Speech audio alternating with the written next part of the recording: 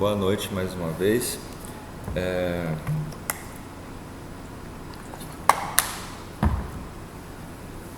Hoje a gente vai falar sobre um filósofo francês não muito conhecido, chamado Henri Bergson. Ele nasceu em 1859, morreu em 1941, com mais ou menos 81 anos. Na sua juventude ele foi um estudante brilhante, se destacava principalmente nas matemáticas, na matemática, na física, na biologia, enfim, com muito talento. Pouco depois, ele vai se progredindo nos estudos e aí ele acaba se tornando professor. Muita gente achou que ele ia ser matemático, mas ele foi para filosofia. E para completar, anos depois, em 1927, se eu não me engano, ganhou o Prêmio Nobel de Literatura por conta da sua escrita. Ele escrevia muito bem mesmo. Uma escrita poética, mas falando de temas da filosofia e tanto da ciência. Ele inclusive teve debates com Einstein, tem uma obra que envolve uma conferência que eles fazem juntos. Então era um grande pensador na época. As aulas dele eram muito disputadas, ele foi muito reconhecido, apesar também de ter sido muito incompreendido também. E a gente tem 4 principais obras, quando a gente fala do Bergson. A gente tem Os Dados Imediatos da Consciência, Matéria e Memória, A Evolução Criadora e, por fim, As Duas Fontes da Moral e da Religião, que já é uma obra de final de vida já. E ele se debruçou por alguns temas, a gente vai falar de maneira introdutória deles aqui, mas de fato o que chama a atenção é que na sua época, no seu período, ele foi muito bem requisitado. Ele inclusive fez parte de um primeiro modelo do que hoje seria a Unesco, lutando pela paz mundial. Ele era de origem judia, disse na biografia dele que ele até em algum momento estava pendendo para a conversão para o cristianismo, mas por uma questão de afirmação, enfim, ele não fez isso por conta das invasões antissemitas na França, principalmente, todo o movimento, a onda nazista. Então, até o final da vida dele, ele afirmou essa condição dele enquanto judeu também, enfim, é um pensador que de fato hoje chama muita atenção porque ele é muito subestimado hoje, quase assim, não se fala tanto, mas eu penso que ele tem um papel fundamental para a filosofia como um todo e para o nosso curso aqui também, porque ele toca em temas que são muito importantes, até para a gente compreender a própria proposta do curso. E então, é assim, a gente pode começar primeiro pensando no próprio título, o tema do curso, que tem a ver com a vida filosófica. Em linhas gerais, tanto na filosofia quanto na ciência, houve um desenvolvimento assim, sempre muito voltado para a identidade, para a verdade, para o mesmo, para o estacionário, para aquilo que você pode conseguir definir. A ideia de definição implica em dar fim a alguma coisa, você circunda, e delimita aquilo que a coisa faz distinção, apresenta de maneira clara. Tudo isso tem a ver com, em grande medida, o que uma linha hegemônica da filosofia fez, a saber, todo esse trajeto em busca de uma filosofia da identidade. Eu posso arriscar também que a ciência também tem esse movimento, Inclusive a ciência, enquanto potência do pensamento, ela de fato faz um recorte na realidade, ela faz um recorte no fenômeno. É como se o filósofo, o cientista ou até o artista, eles mergulhassem no caos, e o caos aqui não é necessariamente desordem ou bagunça, mas é uma condição de invenção, seria o germen caos, a ideia de que pelo caos você tem uma fecundidade. E aí você faz um recorte e traz aquilo que lhe interessa. A filosofia trabalha com conceitos, as ciências trabalham com funções, proposições, e as artes trabalham com blocos de sensação, né, para tentar sintetizar. E ainda assim, né, tanto uma filosofia da identidade quanto uma ciência, digamos assim, sedentária ou vinculada ao Estado, ambas se voltam para a questão da identidade, do estável, da verdade associada a isso, a identificação, a estabilidade. Ora, isso é de fato o que mais predomina, só que a gente tem uma linha, digamos assim, de pensamento, uma linha filosófica dissidente, né, que não tem as mesmas características, né? E isso corresponde em grande medida ao que a gente vem estudando aqui ao longo já, né, deve ter uns 2 meses, se eu não me engano, né, quase por aí. Então, de fato, aqui a gente tem isso, né, tanto a filosofia quanto a ciência defendendo a identidade. E aí a gente se pergunta, né, mas e a vida? O que seria a vida? Há uma relação entre filosofia e vida? Vocês acham que há uma relação? Todo mundo costuma dizer, no geral, né, filosofia de vida, né, um estilo de vida, a filosofia do dia a dia, como já falei um tempo atrás. Mas a grande pergunta mas o que se entende como vida, né? Qual é o critério para se falar da vida? E a gente, a princípio, acredita que a gente vai descobrir sobre o significado da vida através da inteligência,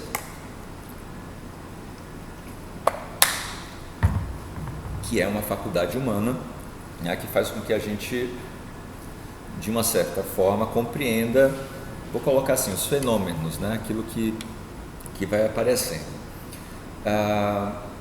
Mas, segundo Bergson, a filosofia ela tem que tomar um caminho que não é o mesmo da ciência, você já tem que mudar de direção e de sentido para olhar para a vida de uma outra maneira. E de que maneira seria essa? Olhar para a vida enquanto movimento, desdobramento, invenção, criação. Tudo isso dificulta bastante, né, todo esse objetivo que é da identidade, né, de identificar alguma coisa. Como é que você acompanha algo que está em movimento, né? O que a ciência faz, no geral, é estabilizar as coisas, né? Fazer um recorte do fenômeno e analisar esse fenômeno, observar esse fenômeno, repetir e por aí vai. É como se fosse dentro de um plano cartesiano, né, no eixo x e y, né, o cientista ele imprime como se fosse um ponto, né, um recorte nesse plano. É ali que ele vai observar, né, e vai tentar compreender uma recortada realidade. Mas aqui, ainda assim, envolve um recorte no quê? Num bloco de espaço-tempo. Então, não é o fenômeno acontecendo cotidianamente, ou melhor ainda, muito mais do que o fenômeno, a vida acontecendo. A vida é fluxo, é movimento, e a ciência e a inteligência, que eu vou explicar daqui a pouco, elas têm outro papel, têm outra característica, né? Então, assim, como é que a gente pode compreender as coisas, ou principalmente a vida, enquanto um objeto parado? Será que a vida é assim? Será que a gente consegue apreender a vida como um objeto, né? Como uma caneta, como um copo? E o que o Bergson vai dizer é que não. Essa é uma redução que, em grande medida, as ciências fizeram, que consiste em olhar para a vida desse ponto de vista do estático, do identitário, da identidade, né, e objetificando, né, ou até ainda nessa relação da teoria do conhecimento, o sujeito que conhece e o objeto a ser conhecido, né, até isso é um reducionismo, segundo Bergson. Essa compreensão da vida é muito mais ampla. E aí ele vai pensar, né, numa noção que é muito rica, ele que é chamada de elan vital ou de impulso vital, que é, né, esse impulso, né, essa força criadora, né, e que vai dando sentido e movimento à vida. Mas vai dando sentido e movimento à vida em face de um embate com a matéria. Então, a vida para ele significa isso, significa resistir aos obstáculos da matéria. A vida, ela vai, digamos assim, dando um jeito, ela vai acontecendo a partir desse embate da matéria, né, com essa força vital, e a vida vai se diferenciando, ela vai inclusive partindo de linhas divergentes, ela vai fazendo, né, algumas divergências, e essas divergências também são linhas de invenção, de criação. Ora, isso tudo volta, né, ao tema do curso, né, que tem a ver por uma vida filosófica. E eu sempre falei muito, sempre destaquei muito mais, talvez até a vida, ou os modos de existência, pensando na ideia de que a vida, enquanto modo de existência, a vida não no sentido do cosmos, da natureza, mas a vida do indivíduo, né, as nossas vidas, elas têm, né, elas correspondem a essa ideia de diferir de si mesma. Então, aqui a diferença de si, né, ou seja, é uma modificação, é uma mudança de qualidade, né, é uma diferença qualitativa. Isso é muito discutido, né? A gente veio no Spinoza, no Nietzsche, dentre outros tantos, né? A diferença que implica na diferenciação de si mesmo. Só que o Bergson, ele não vai discordar em absoluto disso, só que ele traz também, né, de uma maneira mais adensada, que a própria vida também tem essa capacidade, que é a distinção de si mesma. Então a vida, a natureza, em linhas gerais, é tornar-se outra coisa. E tornar-se outra coisa, talvez seja, né, a gente pode pensar no movimento contrário da identidade, é a alteridade, né? A vida é puro devir, é pura modificação, ela está, né, aí é o título de uma das obras dele, uma evolução criadora, que é diferente da evolução adaptativa, a gente vai falar daqui a pouco, né? Então, não se trata, né, de olhar para a vida como objeto estático, né? Ele vai considerar os fluxos, os movimentos, as forças, as tendências que percorrem, digamos assim, de maneira subterrânea, digamos assim, por baixo do que a gente vê, que são as aparências, são os signos, os objetos, né? A gente faz de fato esse recorte, a gente olha uma cadeira, né? A gente vê indivíduos, né? Seres aparentemente indivisíveis, mas o que a gente pode perceber é que, na verdade, esses indivíduos, eles são atravessados por forças, eles são atravessados por linhas de diferenciação, né? E é assim que a vida vai se dar. A vida, para o Bergson, ela implica, claro, né? A gente tem aquilo que é material, né? A gente vai chamar em algum momento da própria matéria, e a gente tem a memória, que seria isso que é imaterial. A matéria, a princípio, ela é inerte, né? Só que em vários processos desses fluxos dessa força, desse impulso criador, desse elan vital, isso que vai modificando as coisas, é a mesma coisa do que o Spinoza chamou de conatos, né? O Nietzsche chama de vontade de potência, é a mesma relação, o Bergson vai chamar de elan vital. Então tudo isso vai fazer com que a vida, ela vai resistindo a esses obstáculos, ela vai divergindo, ela vai se diferenciando, ela vai se bifurcando, e é assim que a vida perdura, né? A vida, ela acontece, ela perdura, ela insiste, resiste, subsiste, reexiste dessa maneira, né? Não tem nada a ver com adaptação, uma adaptação confortável, não, tem a ver com conflito, né? Talvez um outro paralelo aqui com o que o Nietzsche vai chamar, né?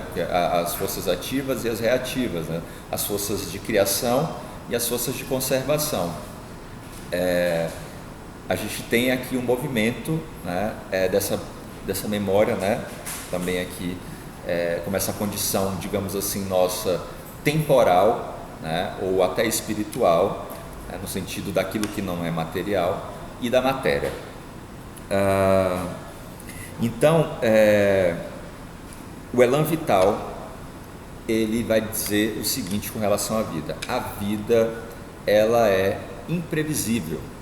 Portanto, o Elan Vital, ele vai proporcionar o novo, muito mais do que a novidade, que está banalizado, né? O novo e o inesperado, o imprevisível, aquilo que é fortuito. Então, a vida por si só, ela tem esse movimento. Essa caneta está ruim? Quer pegar uma outra aqui? Está funcionando essa? Você acha que essa está falhando? Entendeu? Se quiser, tem outra aqui. Então, a vida, ela acontece dessa maneira, né? Ela não é predeterminada, predefinida. Ela vai acontecendo, ela vai se diferenciando, só que ela vai se modificando no processo. Como um poeta português uma vez disse, né? O caminho se faz ao caminhar. A vida está mergulhada nesse processo. E aí, nesse caso, a gente vai entender assim, né? O Bergson, ele vai dizer que, né, por baixo do imóvel, do identitário, a gente tem o movente. Essa é a relação real, né? É entender a vida na sua relação real, que é essa ideia de inventividade, né? A vida é uma espécie de processo fabulatório, de fabulação. O que significa fabulação? Significa invenção, criação. Então a vida se dá dessa medida, né? Dessa maneira. Ela não é ela não acontece enquanto evolução, até no sentido darwiniano. O Bergson até estudou Darwin. Ele vai além, ele vai falar de uma evolução não adaptativa, mas uma evolução criadora, que aqui tem uma diferença. E aí, nesse caso, ele vai se perguntar, né? Nesse processo vital, a gente teve, desde o início dos primórdios da vida, né? Pensando na vida aqui na Terra, a gente teve 3 linhas de diferenciação. A primeira delas seria uma linha de inação ou inanição, que é a linha vegetativa, né, dos vegetais, né, que se nutrem, né, da luz do sol, né, todo o processo voltado para, né, aquisição de energia, da fotossíntese, né, tem essa característica de estabilidade, né, elas são estáticas, né, os vegetais no geral são estáticos, mesmo que eles cresçam, né, como as raízes da árvore, né, mas é sempre no sentido de ficar, né, as raízes se aprofundam e a árvore atinge cada vez uma posição mais alta, mas para se estabilizar. Talvez a gente possa questionar aqui, talvez até daqui a 2 semanas, o movimento do rizoma, né, que é um tipo de caule radiciforme que a gente encontra nas gramas, que ela vai crescendo de maneira horizontal. A ideia da raiz da árvore, ela vai descendo no geral, ela se abre um pouco, mas a ideia é mais fixar, enquanto que nos rizomas, sei lá, a erva daninha, até a batata, né, elas crescem, os seus bulbos vão se ramificando de maneira horizontal, né, sem um centro, que seria o centro do próprio tronco da árvore, enfim. Talvez a gente possa voltar a isso, mas no geral a gente percebe, né, os vegetais, eles são estáticos. Essa é a primeira linha, uma linha de inação. Aí a natureza, né, enfrentando essa matéria bruta, essa matéria inerte, ela vai divergindo e ela vai criando outras linhas. Uma outra linha é a linha animal, né? E aqui, claro, nós somos animais, mas eu vou distinguir a linha animal, tem a linha do ser humano, mas a linha animal é aquela em que predomina o instinto. O instinto digamos assim, essa capacidade de atender às demandas, às necessidades, né? O instinto raramente erra, inclusive, quando você pega os animais, né? Por exemplo, nas formigas e nas abelhas o instinto é altamente desenvolvido, enfim, né? Tanto para sobreviver, para perceber as mudanças climáticas, etc. né, os animais têm de maneira predominante, aqui em especial esses insetos, né, formiga e abelha, tem um instinto. E essa terceira linha, né, é a linha do ser humano, que predomina, no caso, a inteligência. Estou falando aqui da vida, tá, Luciana? Ainda estou lá no início. Então, o que predomina é a inteligência. Não que não tenha instinto, ou até que alguns animais eles não têm algo que se assemelha mesmo à inteligência, né? Talvez não tenha o que alguns linguistas, né, o Benveniste, ele vai questionar, na própria etologia vai se questionar a ideia se os animais se comunicam, né, se eles conseguem se comunicar, né?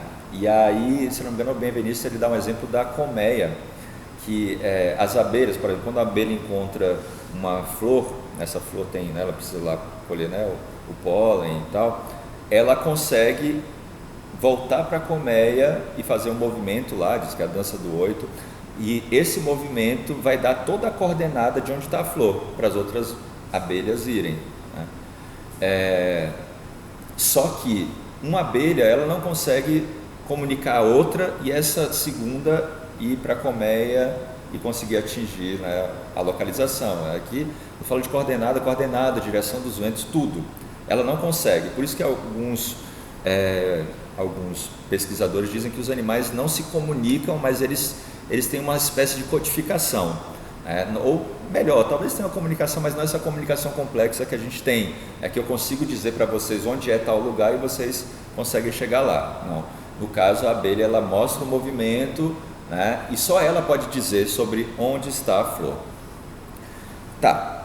Essa pequena digressão aqui é para dizer que a gente percebe, inclusive, né, outros animais, mamíferos, a gente consegue ver movimentos que se assemelham mesmo à inteligência, né? Quando o macaco, tem um experimento, acho que do Keller, um psicólogo, ele vai colocando uma penca de bananas, né, pendurada e uns caixotes.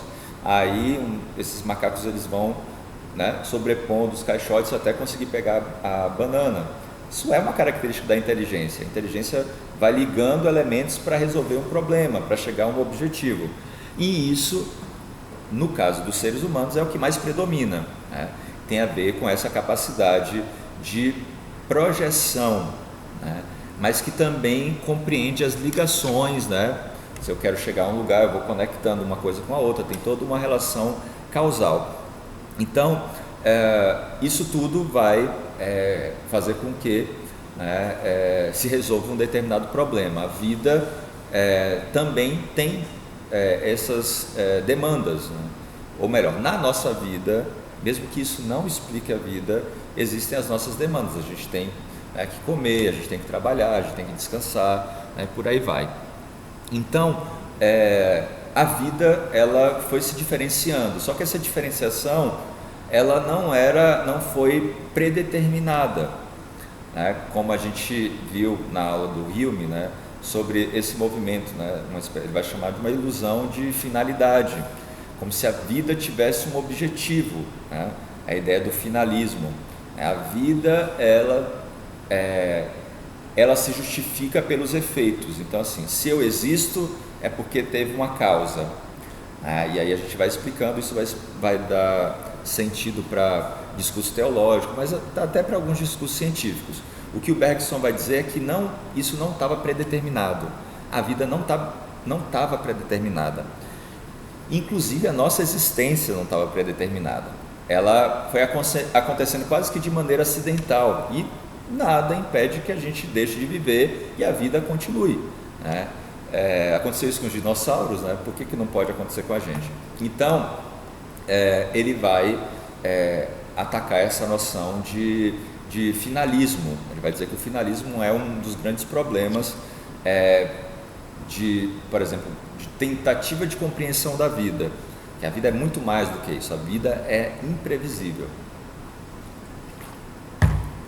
Além disso, ele vai falar da questão do mecanicismo, né?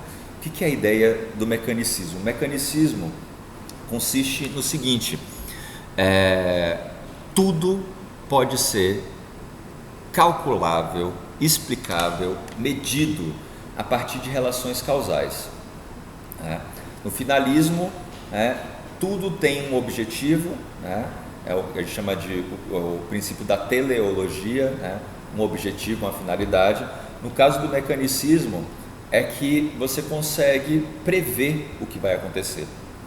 Você, através do cálculo das relações causais, você consegue prever o que vai acontecer. É como se a ciência aqui, em especial, ela tentasse dar resposta para todas as coisas, ela tentasse o que Descartes vai chamar de mateses universais, um cálculo matemático, uma matemática universal, não a matemática em si, mas um princípio que explicasse toda a realidade. E o Bergson vai dizer que, de fato, a gente vê mecanicismos. Para fazer uma mesa, você tem todo um processo de relação causal, só que isso daqui não explica a vida. Ele vai criticar um mecanicismo radical, que vai tentar explicar a vida, só que o mecanicismo ele lida com o espaço, ele lida com os objetos e com a matéria. Ele não consegue explicar as coisas de dentro. Ele não consegue explicar as coisas de dentro, ele só consegue explicar as relações. Talvez aqui tenha algo próximo. O Bergson estudou, inclusive, era um espinosista, tem uma certa influência do Spinoza quando ele vai falar do segundo gênero. Talvez tenha uma certa ressonância. Mas, de qualquer maneira, sim, a inteligência ela é importante para a vida, só que a crítica, e a grande crítica que ele vai fazer, é que a inteligência, através do finalismo e do mecanicismo, vai tentar explicar a organização, a constituição e a própria vida, vai tentar explicar a vida. E o Bergson diz que aí está o problema. Ele vai dizer que pela inteligência a gente não consegue compreender as coisas, mas existe uma outra faculdade em nós, que é a faculdade da intuição, que aí sim ela consegue entender as coisas de dentro. A intuição para ele, aqui antes de chegar no método, depois eu vou me demorar no método. A intuição não tem nada a ver com espontaneidade, não tem nada a ver com simpatia, com sentimento. Para ele, a intuição é algo rigoroso, e deve ser trabalhado, é uma outra noção. Mas é pela intuição que a gente consegue ter um acesso imediato, mesmo que não seja espontaneísta, um acesso imediato com as coisas. Ou, para ficar mais fácil, conosco mesmo. A única maneira de ter uma relação de si para consigo, de uma maneira imediata, ele vai dizer que não é pela inteligência, porque a inteligência lida com a matéria. E quando se trata desse autoconhecimento, isso tem a ver com aquilo nosso que é imaterial, da nossa subjetividade. Então a intuição é que vai ter acesso a isso, vai conseguir olhar para as coisas de dentro de si, mas também dentro dos objetos. Então vai explicar inclusive a vida, pela intuição que a gente tem acesso à vida. Só que ele vai dizer que a intuição ela é rara. Raramente a gente faz uso da intuição. Por quê? Porque a gente tem uma vida, primeiro, pautada, que eu falei, na inteligência, nos impulsos, às vezes nos instintos, quando eles são muito desviados, Se bem que eu acho que até a própria violência, ela não penso assim, como algo inato. Eu vejo toda uma sociedade que produz violência, a gente tem um estado belicoso, enfim. Não acho que seja isso, mas predominantemente a gente tem inteligência e a gente tem um reconhecimento habitual, que é uma maneira superficial de compreender as coisas, E isso faz uma ponte com o que eu falei lá na primeira aula, que é essa nossa dificuldade de ter atenção, de se aprofundar nas coisas, com todos esses apelos, com essas demandas das redes sociais, e do fácil acesso que a gente tem às informações, a gente acaba tendo muita dificuldade de se concentrar. A gente tem um reconhecimento habitual, a gente faz as coisas quase que no automático e vive de maneira automática, e não consegue se aprofundar em determinadas questões. É como se cada vez mais a gente tivesse aqui, voltando a citar, lembrar do Byung-Chul Han, a gente vai perdendo a capacidade de aprofundar e a gente vai tendo conhecimentos muito superficiais, a gente não tem paciência, a gente não tem atenção, né, necessária para a gente se aprofundar em algum estudo, e seja ele qual for, né, principalmente para a filosofia. Claro que em algum momento a gente precisa dessa compreensão, desse estudo, dessa atenção mais ralentada, mais paulatina, para a gente conseguir aprender alguma coisa. E tudo isso vai na contramão do que a gente tem hoje, né, que é esse imediatismo de ter que responder muito rápido às coisas, né. O Deleuze, que é um bergsoniano também, ele vai dizer que ele não gostava de dar entrevista, porque a entrevista sempre partia desse princípio que alguém perguntava uma coisa para ele, né, que ele tinha a obrigação de responder, um ato de fala, né. Quando eu pergunto para vocês que horas são, tem implicitamente uma imposição, né, como se vocês tivessem a obrigação de me responder. Na entrevista, ele dizia que na entrevista muito do que ali era perguntado para ele não fazia sentido nenhum, né? Mas o que acontece, de que é feito hoje, de que é feita hoje a lógica das redes sociais, né? Pergunta-resposta, o tempo inteiro você tem que estar reagindo, né? Estímulo-resposta. Segundo o Bergson, isso vai cada vez mais afastar a gente da própria liberdade. Quando a gente está o tempo inteiro nesse reconhecimento habitual da realidade, né, atendendo a demandas, né, sem questionar, etc., cada vez mais distante da liberdade a gente fica. E o que ele vai propor é a ideia de um reconhecimento atento, né, que essa atenção que consegue aprofundar, que a gente consegue ir fundo, né? Não só na gente, como a gente vai falar do eu profundo, mas também conhecer os objetos de dentro, né? Ou melhor, né, os objetos fluxos, se a gente quiser chamar, o corpúsculo, que é corpo e onda, enfim. A realidade é muito mais complexa do que ela nos é apresentada. Claro que a gente tem esse afã, essa vontade de querer compreender as coisas, né, de querer ter respostas, né, mais rápidas, só que o que o Bergson está dizendo é justamente o contrário. A gente precisa de mais tempo, né, para estudar. A gente queria muito, né, fazer um download e aprender tudo muito rápido, aprender o idioma, né, em alguns minutos, mas a vida requer justamente esse tempo, né, mais demorado, né, mas talvez seja isso que faça com que as coisas fiquem mais consistentes, né. Mas é o tempo, né, o tempo de diluir o açúcar, o tempo de uma pedra chegar ao fundo do poço. A própria natureza tem o seu tempo, mas até esse tempo também ele não é predeterminado, né? E também a gente precisa distinguir aqui, né, o que seria a própria noção, né, o que a gente entende por tempo, né? Porque no geral, essa vida do reconhecimento habitual, né, de viver pela força do hábito, a força do automatismo, né, de viver no automático. Eu costumo dizer que esse movimento zumbi aí já aconteceu há muito tempo, né? Essas séries que fazem muito sucesso, falando de zumbis, a gente tem vários zumbis, né, por aí, vivendo a vida de maneira automática, irrefletida, acrítica, né? E o que o Bergson vai dizer é que essa é uma vida submetida, digamos assim, a uma quantificação, né, quantificável, calculável, determinável e espacializada, ou até melhor, subsumida ou submetida a um tempo espacializado. Que é isso? O que seria esse tempo espacializado? É o tempo do relógio, é o tempo cronológico, esse tempo, que é essa flecha que vai do passado para o futuro, que conduz a nossa vida, que governa a nossa vida. Como se, né, o passado passasse, o presente e o futuro será, né? É o porvir. O Bergson ele vai dizer que essa temporalidade ela até, né, existe, mas ela é fruto de uma outra temporalidade muito mais complexa, que é o que ele vai chamar de duração, né? E a duração, o tempo da duração é o tempo da modificação, né, da diluição do açúcar no café.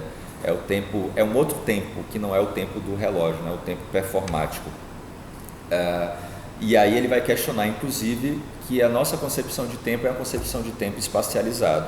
Tanto que a gente diz, né, o tempo é a quarta dimensão. A gente tem 3 dimensões, né, do espaço, o tempo como uma quarta. Essa é uma visão espacializada do tempo. É um tempo quantificável, só que ele vai dizer que o tempo não é quantificável. O tempo ele tem uma natureza qualitativa,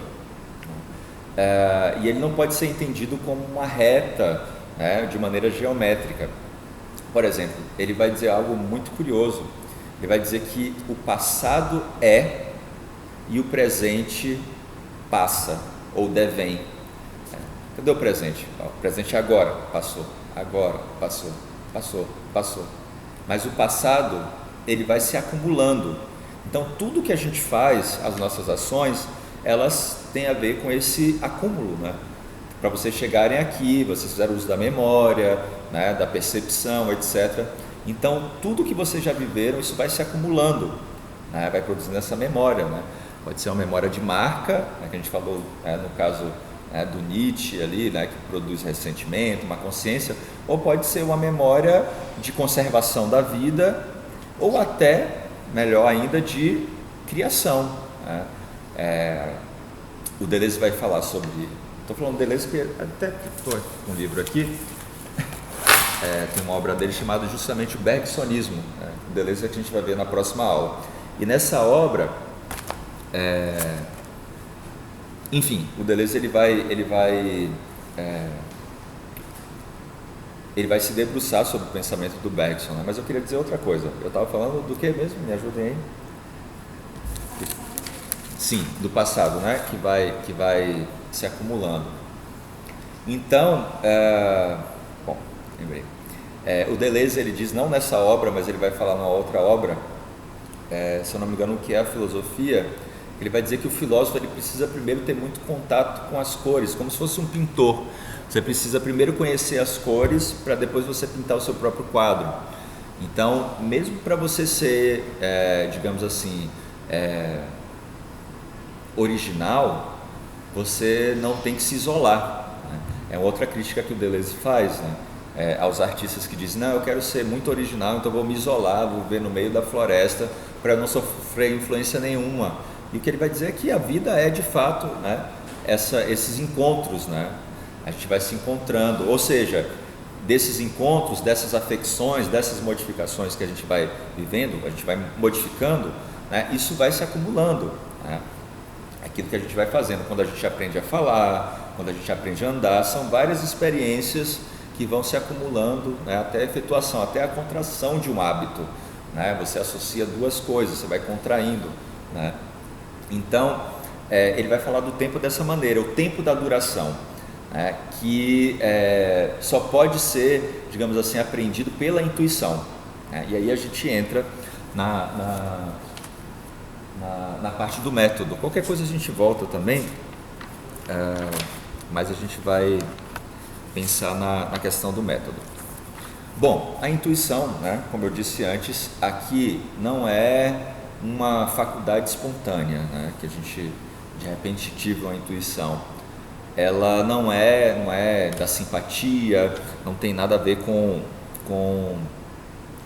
até sentimento, né? Eu estou sentindo alguma coisa de ruim.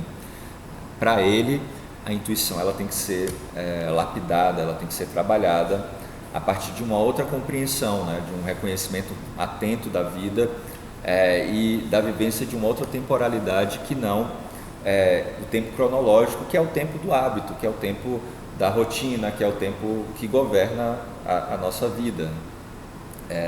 Como Bergson vai dizer, né, reconquistar o tempo. Bergson também, mas o Marcel Proust, que é um escritor francês, que estudou o Bergson, inclusive, vai dizer que é preciso reconquistar o tempo. Que tempo é esse? O tempo da duração, que é o tempo que vai nos direcionar para a liberdade. Tá, então aqui pensando na questão do método intuitivo, né, a gente precisa primeiro dizer uma coisa, né? Método aqui tem a ver inclusive com aquilo que a gente encontra nas ciências, né? Ciências exatas, ciências da natureza, seja quais elas forem, qualquer ciência, as humanas também, mas é algo que tem um rigor outro, mas tem um rigor, né? Tem uma precisão. Mas o Bergson, como um próprio filósofo, né? Um filósofo genuíno, ele tem como objetivo, digamos assim, né? Os filósofos eles têm como papel quebrar com preconceitos. O filósofo ele quebra preconceitos e cria conceitos. Aqui é uma definição do Deleuze sobre o que é a filosofia, né? A filosofia é a arte, né? Ou a disciplina, enfim, a atividade de criar conceitos. Cada filósofo cria os seus conceitos. A gente viu vários aqui ao longo do curso. Então, o filósofo ele quebra, né? Ele suprime preconceitos e ele cria conceitos. E aí o Bergson ele vai perceber, ele vai perceber um preconceito social e um preconceito também pedagógico que tem a ver com os problemas. Ou seja, a ideia de distinguir os verdadeiros dos falsos problemas. O que isso quer dizer para a gente? E da onde vem esse preconceito social, educacional, pedagógico? É o seguinte, é que a sociedade e a escola, a universidade enquanto aparelho ideológico de Estado, aparelho de captura estatal, nos impõem problemas, colocam problemas, né, exigindo que a gente os resolva, né? Tanto no campo social quanto na escola, em especial, né, na escola, são colocados problemas e são exigidos que a gente resolva problemas, não só da matemática, mas de outras áreas também. E segundo o Bergson, depois o Deleuze vai retomar isso, é uma maneira de infantilizar as pessoas, os adultos inclusive, né? Mas infantilizar todo mundo, ou de colocar numa condição de servidão, né? Ao invés de liberdade, que é onde a gente quer chegar aqui, né? No final da aula. Então, ele vai dizer que a gente precisa trabalhar numa espécie, aqui eu chamo de uma problematologia, né? Que é uma capacidade de criar problemas. Aí vocês vão me dizer, mas poxa, Igor, eu já tenho tanto problema na minha vida, você quer que eu crie mais problemas? Não, não é o caso, aqui é um outro tipo de problema, né? De questionamento, né? De conversão do olhar, de olhar para a vida de uma outra maneira, de perguntar aquilo que ninguém se perguntou, né? Então, essa arte, né? de colocar à prova, né? Primeiro, o que é um verdadeiro problema de um falso problema, e de inventar o problema, né? É uma espécie de pedagogia aqui, né? Do conceito, uma pedagogia da problematização. Então, duas coisas que a gente não aprende: a criar problema, já fui para o mais complexo, mas também de não distinguir verdadeiros de falsos problemas. No geral, o que a gente faz é o seguinte, ver se a solução está correta ou não. A gente nunca se questiona sobre os problemas. A gente sempre vê, não, essa solução aqui não cabe, aqui tem algum erro aqui teórico, né, do fundamento, seja lá do que for. A gente não se questiona sobre a própria colocação, o próprio ato de problematizar. A gente só, no geral, né, a gente se volta para o problema. E aqui,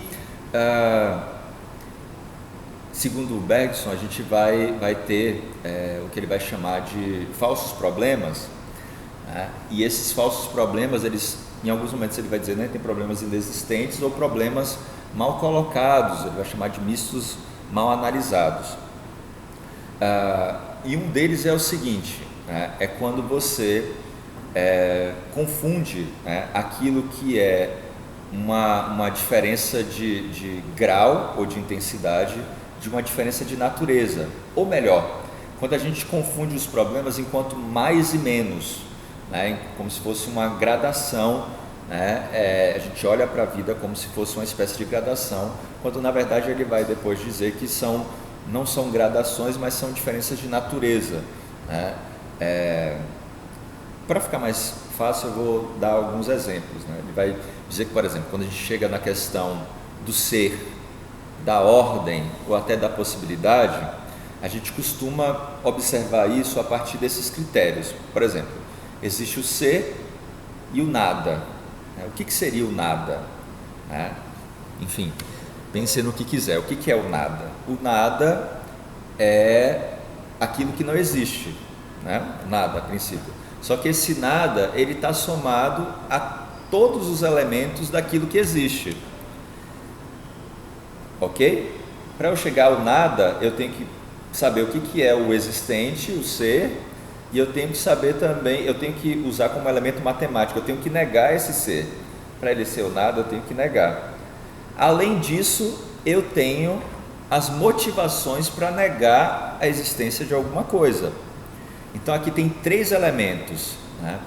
Que eu digo assim: o ser é mais, o nada é menos. E eu estou mostrando para vocês aqui que o nada é mais do que o ser, porque além da noção de ser, ainda tem a negação e ainda tem as motivações pelas quais eu nego alguma coisa. Isso também cabe para a questão de ordem, né? Ordem e desordem. Quando eu vejo algo assim, né, com uma certa estrutura, eu digo: isso está organizado. Quando não está do jeito que eu acho que deveria estar, eu digo que isso é desorganizado. Então, o organizado é mais, ele é positivo, o desorganizado é menos. Mas, na verdade, há mais elementos na desorganização do que na organização. Porque na desorganização você tem que ter a ideia do que é organizado, a negação e as motivações. E as motivações, tanto para o ser quanto para a ordem, elas partem do seguinte princípio: geralmente a gente nega uma coisa quando a gente não compreende, quando a gente não concorda, quando a gente não suporta, né? Quando a gente quer, inclusive quando a gente tem inveja, a gente quer colocar o outro para baixo, a gente nega o outro, né? Inferioriza o outro. Então são vários elementos, várias motivações que fazem com que eu negue alguma coisa, né? Então Bergson vai dizer, no geral a gente diz que o ser é mais do que o nada, que a ordem é mais do que a desordem. Ele vai dizer que é o contrário, né? Mais, aqui no caso, é menos, e menos é mais. Parece ainda muito abstrato, né? Mas tem 2 exemplos que eu gosto. O primeiro deles é sobre a relação do que é normal e do que é anormal, né? O normal, que inclusive o Canguilhem vai falar o normal e o patológico, né? O normal e o estranho. Existe aquela ideia de que toda regra tem a sua exceção. Todo mundo já ouviu falar sobre isso, né? Mas isso é mais profundo. Na verdade, a exceção faz parte da regra, porque eu tenho uma regra, que é um modelo, e aí tudo que não é dessa regra, desse modelo, eu nego. Ou seja, normal está aqui, o anormal é o que não é o normal, né? Ou seja, é o diferente. A gente está falando aqui de diferença o tempo inteiro na aula, né? Então, você diz, né? Você não é isso, ou seja, o normal. Então, eu preciso saber o que é o normal, o que é o modelo, para poder negar. Eu preciso negar isso e eu preciso ter motivações, né? Se a pessoa se veste de um jeito que eu não me visto, então ela é esquisita, e ela é estranha, ela é feia, e por aí vai. São outras motivações, né, que me fazem dizer que aquilo é anormal, né? Ou que aquilo não deveria ser, ou está desorganizado, né? A ideia de ordem. Tanto que tem pessoas que tem lá o seu canto das bagunças, né? Chama bagunça organizada, aí de repente chega a mãe, o pai lá, a mãe geralmente arruma o quarto, aí a pessoa não consegue encontrar mais nada, porque ela conseguia se encontrar ali naquela bagunça que tinha uma certa ordem. Então, aqui o que a gente tem, existem várias ordens, existem várias concepções de ser, mas a partir de uma noção monolítica, ideal, né, padronizada, né, você diz, isso é o certo e aquilo é o errado, né? Do ponto de vista moral, talvez a gente poderia pensar também, né? Isso existe, isso não existe, né? Isso é organizado, isso não é organizado.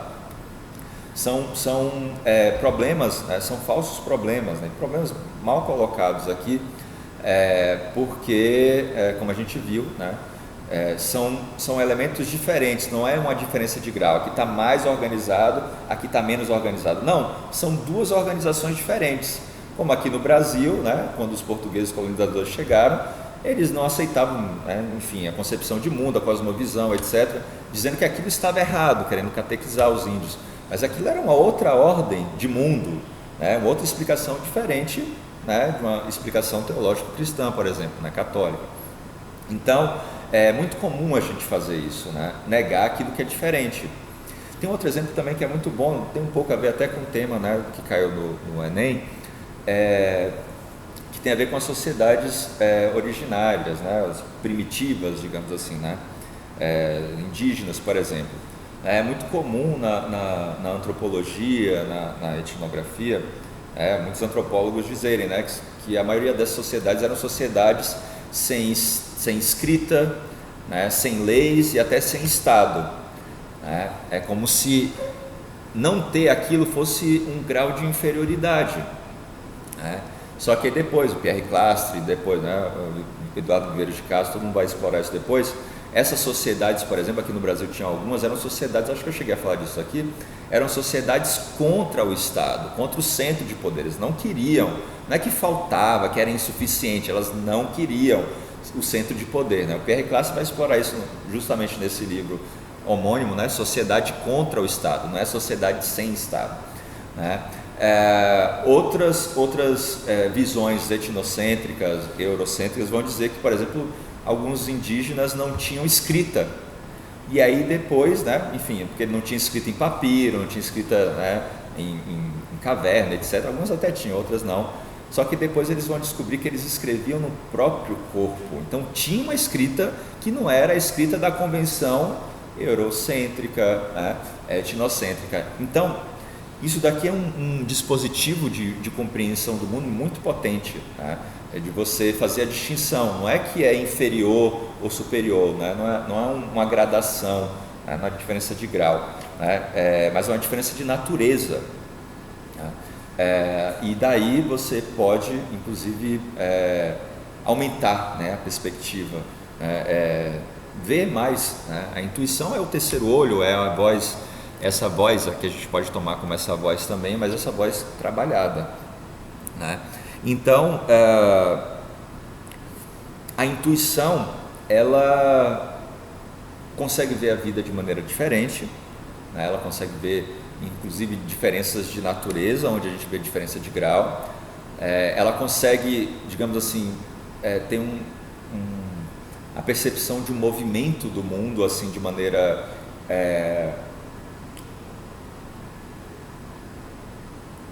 há uma coerência entre algo em mim que modifica com a natureza. Aqui sim a gente pode dizer que tem uma simpatia, voltando à ideia do curso, né, de filosofia, como ter uma vida filosófica, né, pensar a filosofia enquanto vida filosófica, é entender que nós somos variação, né, a partir dessa duração que nos modifica, e a vida também é isso. Né, esse tempo próprio da vida, da duração, o Spinoza chamaria de natureza naturante, né? Essa produção, né? Que desperta na gente essa emoção criadora, né? A vida se dá dessa maneira. Então aqui há de fato um outro olhar para com a vida. Né? E além disso, né, o Bergson ele vai realmente dizer que a gente privilegia demais o espaço em detrimento do tempo. Né? Então ele vai dizer, né, o tempo não é um grau do espaço, não é uma quarta dimensão do espaço, ele tem uma natureza distinta, essa natureza que acumula o passado, mas que esse passado, bem passado, ele vai criar futuro, né? Ele vai criar futuro. Mas vocês vão dizer, mas a gente não cria futuro, no geral? Depende, porque pelo hábito, pela repetição, pela representação, a gente vai seguir modelos, então a gente não está inventando nada, só está copiando, né? Imitando, a gente não está inventando. Então, para o Bergson, é necessário, de fato, você fazer essa distinção, né, do tempo e do espaço, para a gente alcançar de fato aquilo que é essencial da vida, ou seja, mudança. A vida é fluxo contínuo, né? Mas não necessariamente opostos, porque o Bergson está preocupado com os fluxos, né? com toda a processualidade.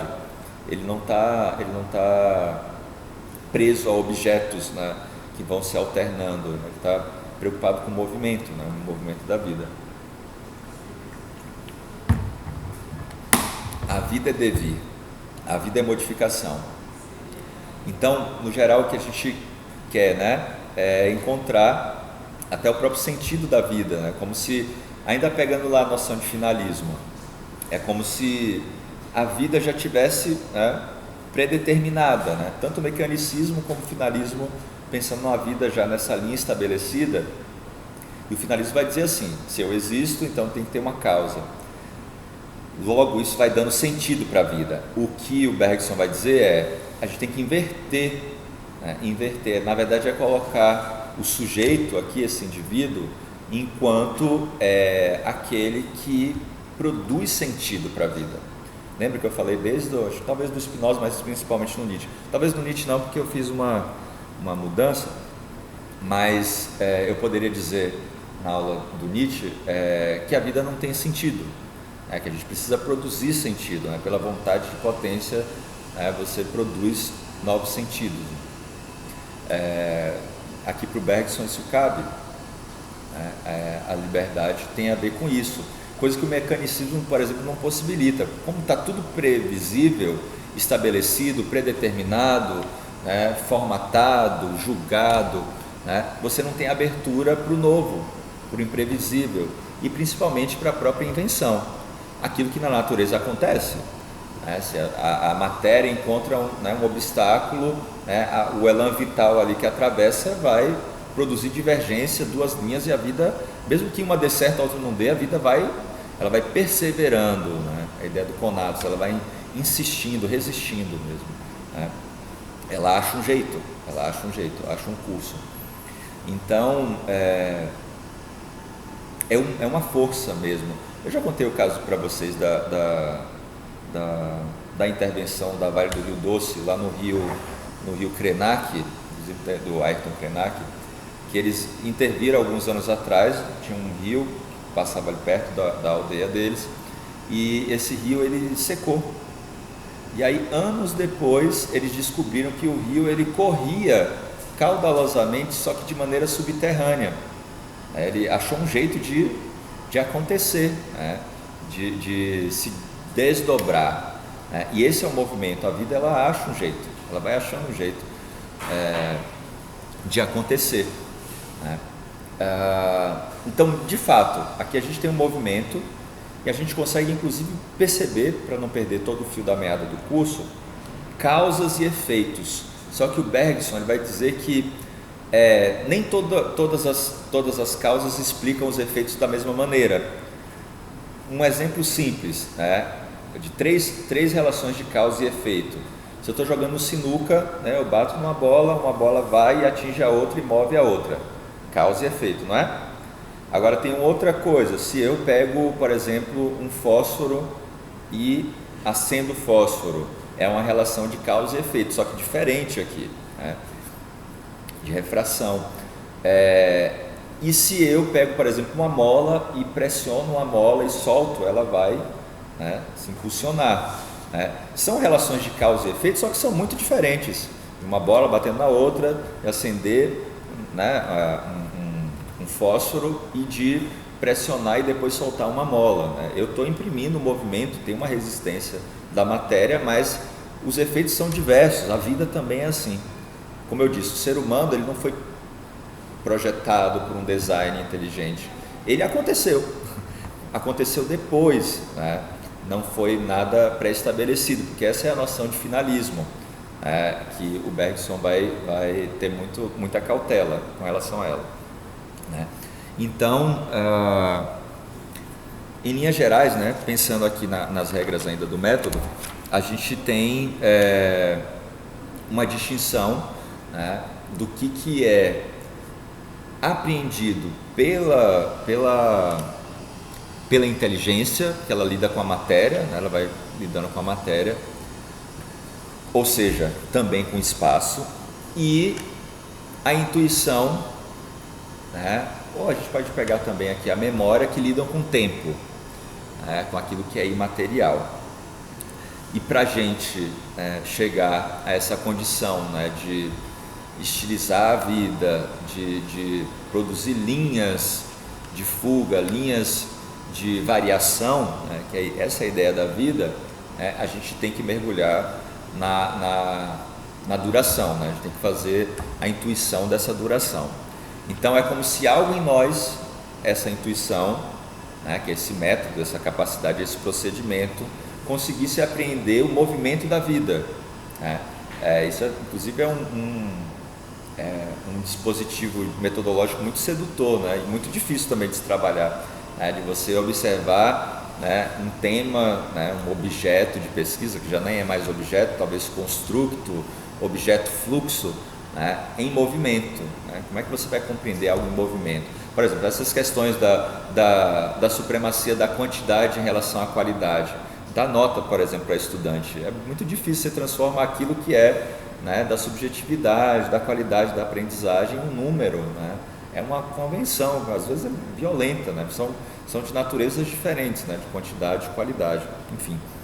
Então, o Bergson ele vai se voltar para essa outra percepção da vida. Também tem um movimento muito interessante da intuição, que é separar as coisas que aparentemente estão juntas, né? As obras dele têm vários tipos, matéria e memória, né? Ele coloca vários dualismos para dizer que na verdade são coisas diferentes, né? Tem um termo também que é um certo preconceito também educacional, que é a noção ensino-aprendizagem, como se necessariamente alguém só aprende quando o outro ensina e só se ensina quando alguém aprende, por aí vai, né? A gente costuma colocar isso tudo junto, né? Ensino-aprendizagem, como se fosse uma lei causal, né? Simultânea, né? E o que o Bergson vai questionar é que tem coisas que a gente, por convenção, a gente coloca junto, quando na verdade, né, são de naturezas diferentes. Mesma coisa separar, tirar o tempo do espaço, né? Matéria, memória, por aí vai. Então, seria uma filosofia revolucionária, por isso que chama muita atenção, eu falei desde o início, é um filósofo pouco estudado hoje, na época teve até uma certa predominância e tal, mas se fala muito pouco dele, né? E ele é um dos filósofos, né, que a gente chama assim, de filósofos da diferença. Ele defende a diferença, mas não a diferença nesse sentido que também é muito importante, né? Lembrando, hoje já começam os movimentos, né, da Semana de Consciência Negra, por exemplo, movimentos identitários, né? A diferença é que existem várias identidades, né? Tem uma identidade, uma alteridade, que é o outro, né? O outro que é diferente. O Bergson ele vai falar, sem eliminar isso daqui, mas o que ele vai se voltar é para o que ele chama de uma espécie de diferença pura. Deleuze também vai retomar essa noção, né? A diferença pura não tem nada a ver com raça pura, nada disso. Tem a ver com o próprio movimento de diferir-se de si mesmo. Isso que ele vai chamar de diferença pura. A diferença pura, ela só se dá nesse movimento que é, né, através dos encontros, né, das afecções. A gente se relaciona com o mundo e a gente é modificado, né? E essa modificação que dá de uma hora para outra, essa é a modificação derivada da duração. Aquilo que acontece, você de repente se fala, mudou, como se virasse uma chave dentro de você. Isso não é do tempo cronológico, tanto que as pessoas aprendem em tempos cronológicos diferentes, né? Cada pessoa vive uma experiência temporal de maneira diferente. Você pode estar ali estudando uma língua durante 5 anos e você não aprende, outro aprende um tempo menor, enfim, é porque essa modificação ela envolve outra coisa, que não é o tempo cronológico, não é um tempo mensurável, quantificável, performático, né? É esse tempo que coloniza a nossa existência. A gente o capitalismo ele se apropria do tempo, ele suga o nosso tempo. Veja agora, principalmente depois da pandemia, as pessoas estão com menos tempo. Inclusive eu acho que vocês, assim, eu já olho para vocês de maneira diferente. porque assim, no geral o que se tem, as pessoas estão sem tempo, e quando ou elas estão muito cansadas, elas sobreviveram, né, de uma pandemia, então elas têm que fazer coisas mais, né, do ponto de vista da sobrevivência e da utilidade. Então assim, coisas voltadas para a contemplação, que é desse reconhecimento atento, né, de contemplar, né, de se demorar numa coisa, né, de se voltar para aquilo que hegemonicamente não é valorizado. Isso está ficando cada vez mais raro, né? Então esse tempo, né, do não utilitário, que não é o tempo associado ao que eu vou ganhar com isso, no sentido de que eu vou ganhar mais dinheiro, vou ganhar mais influência, vou ganhar mais dinheiro. Não, é um outro movimento, né? É uma questão de cuidado de si mesmo, né? Espero que isso faça sentido para vocês, né? A ideia de se voltar para determinados pensamentos para fazer da nossa vida algo diferente, né? Diferenciado, ou melhor, que se diferencia, né? Assim como a vida, eu quero ter essa correspondência aí, que né, também de me pôr, né, nessa evolução não adaptativa, que é o hábito. Eu vou me adaptando ao que dá certo. Se eu fizer isso daqui, eu vou fazer sucesso no TikTok, ou na Fazenda, no BBB, sei lá o que, né? Você vai se adaptando ao que geralmente é esperado. Essa é uma coisa, né? Vinculado ao reconhecimento, à tutela, né? Por outro lado, trabalhar, né, a uma vida filosófica significa não submeter a uma organização, né? Daí a ideia, né, isso tem a ver com Bergson, com os outros autores que a gente viu, de sempre questionar quando alguém ou alguma coisa estabelece o modelo de vida que você tem que ter. Quando você segue uma determinada hierarquia, por isso que todos eles vão fazer, né, no geral, uma crítica à hierarquia, né? É uma espécie de anarquismo, mas uma anarquia coroada, um pouco diferente talvez, mas que quer dar sentido à vida e não quer aceitar um sentido pronto, né? Um plano de vida já pronto. Me dá aí um sentido para a vida, um livro, enfim, né? Me diga o que eu tenho que fazer. Aqui o desafio e a beleza também, a raridade, é você produzir o próprio sentido da vida. E o sentido é esse, né? Não só de compreender, né, os movimentos, de ter uma outra visão do mundo, mas também de ir se produzindo, né? Produzir, produzindo-se, inventar, inventando-se, inventando novos modos, né? Ou até inventando, né, na arte, na filosofia, na ciência, seja lá onde for, até um novo jeito, né? Isso é uma maneira também de você ir se modificando, né, e mudando. Então, o Bergson, ele é um filósofo da diferença. Ele, junto com outros autores aqui, né, a gente tem pelo menos 5, mas eu acho que todos que a gente está trabalhando, eles são, né? Mas geralmente se fala do Spinoza, do Bergson, do Nietzsche, o Deleuze e o Foucault. São geralmente os 5 filósofos da diferença. Mas eu acho que todos os outros aqui também entram, né? De alguma maneira eles tocam, nesse olhar para a vida enquanto mudança, modificação, devir, transmutação, né? E eu volto a reforçar isso, né? A gente está mais acostumado a ver a vida quanto isso, né? Um sentido unidirecional, geométrico, né? Finalístico, que tem um único movimento, que tem um único sentido, ou que tem um sentido que vai dar sentido às outras coisas, né? No geral é isso. E o que o Bergson está dizendo é que a vida ela vai explodindo. Ela não vai dizer que a vida tem esse movimento balístico como uma reta, não. Ele vai falar de uma explosão, inclusive ele usa esse termo, que explode para todos os lados, né? A vida ela vai se ramificando, né? Ela vai encontrando, né, outros caminhos, né, outras veredas. E essa, ao meu ver, é a riqueza, né? Ver a vida enquanto mudança, e tendo essa consonância com a vida, para mim é a riqueza. Mas vamos lá, vamos chegar aqui na questão do eu profundo, do eu superficial também. Tranquilo até aqui? Na verdade eu sei que é um assunto denso, mas a gente vai tentando Porque imagina só, a gente cresceu ouvindo sempre as mesmas coisas, né? A luta pelo imóvel, né? Essa discussão na filosofia é muito forte, né? O Parmênides vai lá falar do imóvel, né? Depois o Platão ele vai retomar de alguma maneira, o Sócrates vai buscar a verdade, Descartes, enfim. Mas tudo isso para chegar, seja na verdade ou seja numa unidade. Quando você fala a unidade eu, né? O Descartes vai falar, né? Ele chama de 3 substâncias: eu, Deus e mundo.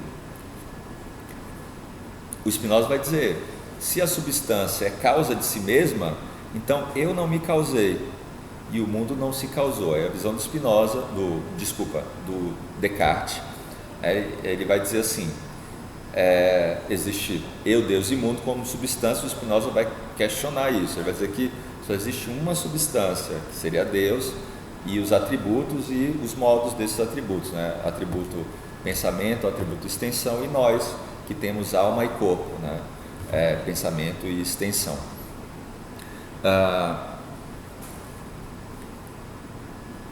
Na filosofia a gente tem uma imagem dogmática do pensamento, que é a imagem da representação, que é resultado já de uma vida separada da sua potência de compreender a vida na sua velocidade, nos seus movimentos, na sua cinética, na sua dinâmica. Se a gente está separado disso tudo, a gente tem uma tendência mais preguiçosa, mais sedentária, de tentar ficar congelando as coisas, ou de ficar definindo as pessoas. Fulano é mau, fulano é invejoso, fulano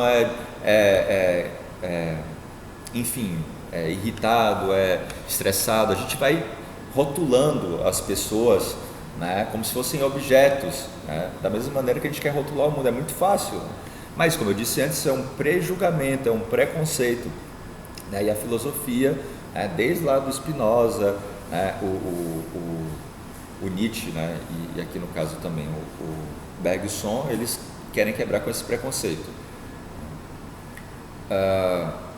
Que preconceito? Esse preconceito de a verdade idealizada e de uma unidade subjetiva, ou até uma visão totalitária do mundo, uma visão de totalidade. Totalitário é um ato falho, mas no geral, quando você olha para o mundo de maneira totalizante, né, fechada, né, um elemento unificador, isso pode ser um problema, porque o Bergson, ao contrário, ele quer ver a natureza enquanto abertura. Seria como uma fórmula que o Deleuze usa, n-1.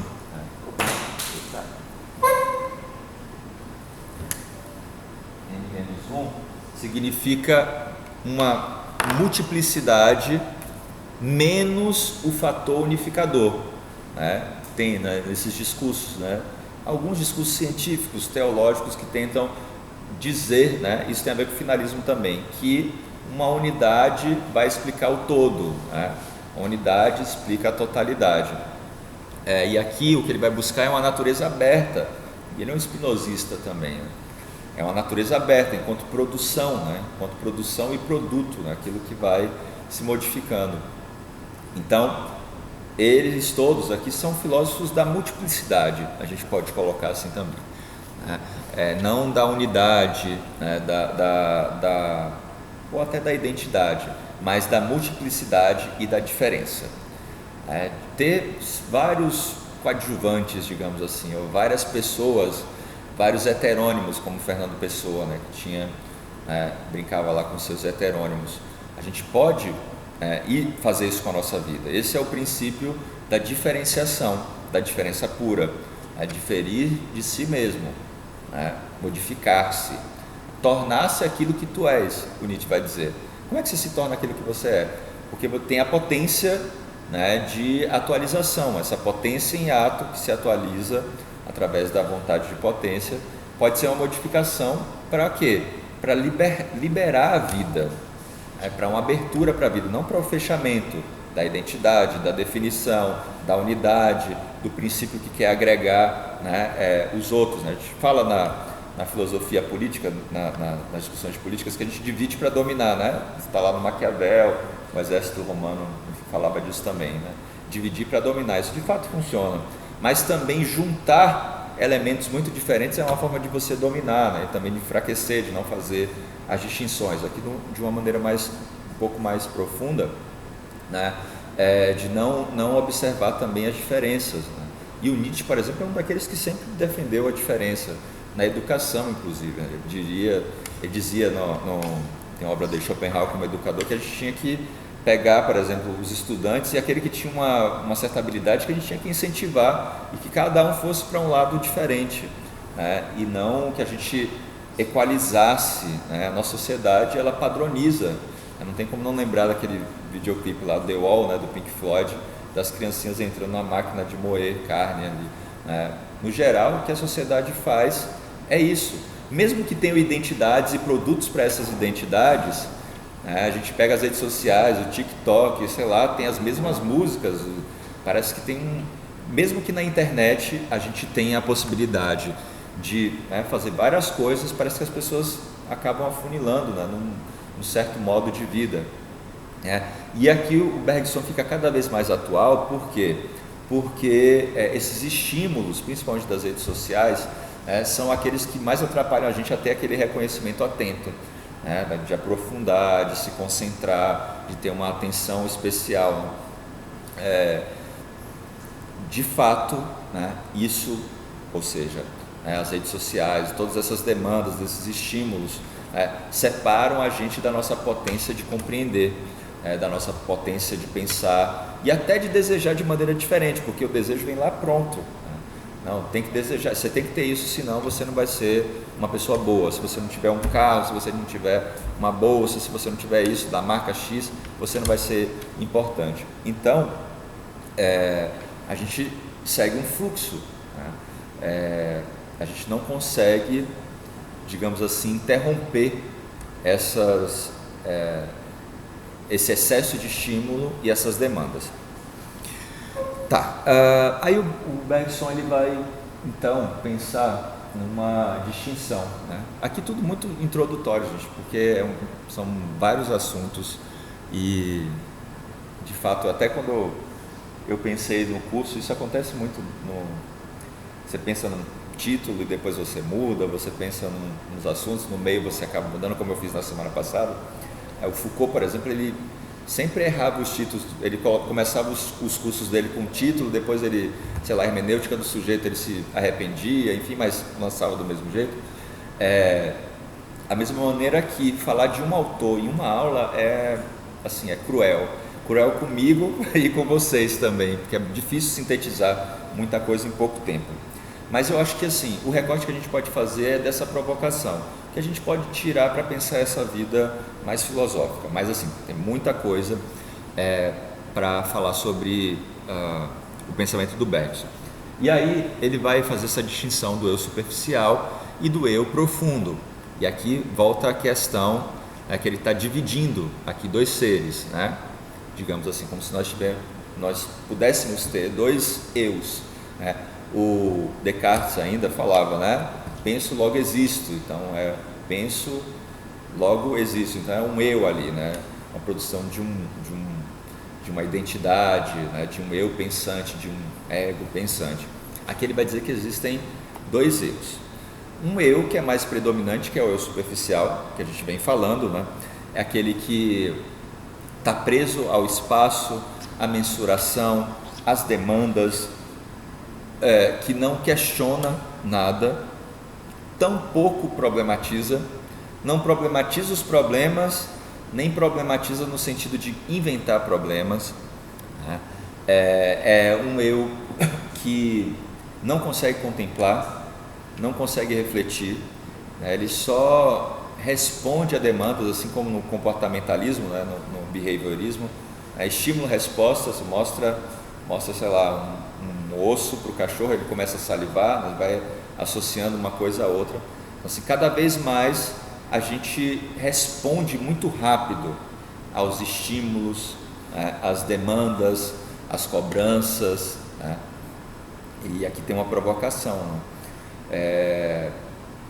Só que a liberdade, ela lida de outra maneira, né? A liberdade não tem a ver com essa celeridade em responder muito brevemente às demandas, ao estímulo efetuado e uma resposta, não, ao estímulo recebido e uma resposta efetuada.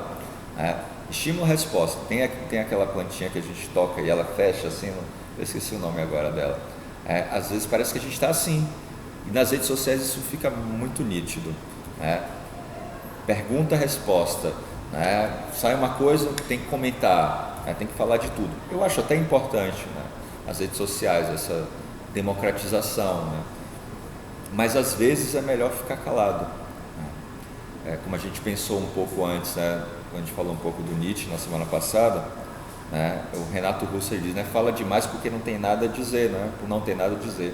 E às vezes me parece isso, que a gente fala tanto, fala uma verborreia, um falatório, uma tagarelice que não tem nada de pensamento, porque a gente só está reproduzindo, reproduzindo aquilo que vem da representação, da moral, dos bons costumes, de uma visão fechada, restrita da ciência. E agora nem isso, a gente está questionando alguns princípios basilares da ciência, quanto a questão do formato da Terra e por aí vai, chegou a esse nível assim. Então, cada vez mais afastados dessa nossa capacidade de compreensão, essa capacidade de não só de compreensão da vida, e de nós mesmos, como também em efetuar esse movimento, vou chamar essa potência em ato, essa duração em mim que me transmuta, que me modifica, e que me leva a práticas de liberdade. O eu superficial é como a gente diz mesmo, fulano é superficial, que vive de maneira automática, um automatismo generalizado, um utilitarismo também, a gente poderia provocar. Viver não é sobreviver, mas o que a gente vê no geral, as pessoas sobrevivendo, fazendo coisas no dia a dia, acorda, faz o café, toma banho, vai para o trabalho, para a escola, almoça, volta para casa, assiste o jornal, vai dormir. Isso é vida, ou é sobrevida, é sobrevivência? Então o eu superficial, ele segue esse fluxo, essa onda, esse tsunami aí, ele é afogado, mas esse é o pensamento mais recorrente, aquilo que é estandartizado, é o estabelecido. E isso é diferente do que o Bergson vai chamar do eu profundo. Ainda antes de entrar no eu profundo, o eu superficial, ele atende a requisições sociais. O eu superficial atende a requisições do campo social. E vejam bem, quando a gente responde os problemas dos quais a gente não participou, nós somos recompensados, voltando à ideia do comportamentalismo. Quem são considerados os melhores estudantes? Aqueles que respondem os problemas. Mas ninguém, Ivo viu a uva. O Paulo Freire vai questionar isso. O tal do Ivo lá está sentado no chão, nunca comeu uva na vida e está ouvindo falar de uva. Então, assim, como esse descolamento, essa não ramificação com a vida, faz com que a gente se torne superficial, a gente só fique preso à demanda que vem de fora, ou seja, é o fora, é o outro. Lembra que eu falei bastante, ficar submetido ao olhar do outro, ficar submetido ao julgamento alheio, essa é uma vida servil, tanto do ponto de vista de continuar fazendo o que o outro espera para manter as boas aparências, ou no sentido de tentar convencer o outro que você não é isso ou aquilo, ser uma pessoa melhor. São dois equívocos, são duas condições de servidão. Então o Bergson ele vai questionar essas imposições aqui do campo social, e acho que aqui uma discussão voltada para o neoliberalismo, para o capitalismo, a gente entende isso muito bem. Então, pensando aí agora no eu profundo, o eu profundo ele não fica submetido, né, submissão aqui, submetido aos modelos impostos. As demandas colocadas, né, ele se coloca numa zona de indeterminação, para fazer com que ele consiga perceber outras coisas. O eu profundo é o eu da modificação contínua, né? Da mesma maneira que a gente pensa o tempo ele não está recortado, ele não é quantificável, ele é uma qualidade, então tem um contínuo no tempo. Esse eu profundo, ele mergulha nesse tempo da duração, que é o tempo da diferenciação de si, que é o tempo que faz com que ele compreenda a própria mobilidade na natureza, da vida, portanto, e faz com que ele experimente, né, outras percepções aqui. Que outras percepções, né?